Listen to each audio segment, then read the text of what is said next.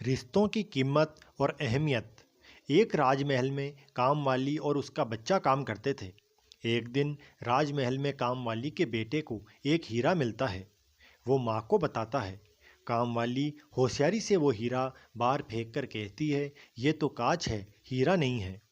कामवाली घर जाते वक्त चुपके से वो हीरा उठा के ले जाती है। वह सुनार के पास जाती है।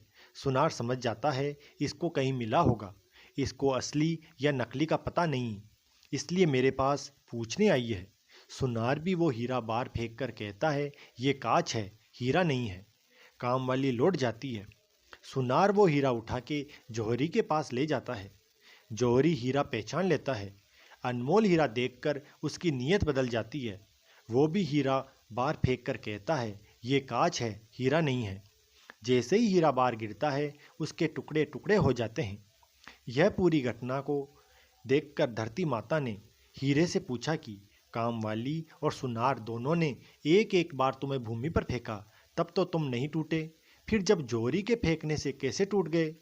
हीरा दुखी हृदय से बोला कि हे माता, ये सत्य है कि कामवाली और सुनार ने 2 बार मुझे फेंका, लेकिन वो मेरी असलियत और कीमत से अनजान थे, इसलिए उन्हें नादान समझकर मैं नहीं टूटा।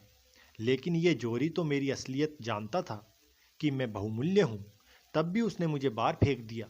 यह दुख मैं सहन न कर सका, इसलिए मैं टूटकर बिखर गया। ऐसा ही हम मनुष्यों के साथ भी होता है। जो लोग हमें जानते हैं, हमारी अहमियत को पहचानते हैं, उसके बाद भी हमें धोखा दे या हमारा दिल दुखाते हैं, तब यह बात हम सहन नहीं कर पाते और टूट जाते हैं। और कभी कभी दुखी हृदय से निकली हुई बद्दुआ जीवन तहस नहस कर देती है। इसलिए कभी भी अपने स्वार्थ के लिए अपने अपनों का ना तो दिल दुखाएं और ना ही उनका भरोसा तोड़ें, क्योंकि अपनों का आघात मानव हृदय सहन नहीं कर पाता और कभी कभी इसके घातक परिणाम भी हो जाते हैं। मत बन तू अपने लिए इतना स्वार्थी कि तू अपनों को ही खो दे।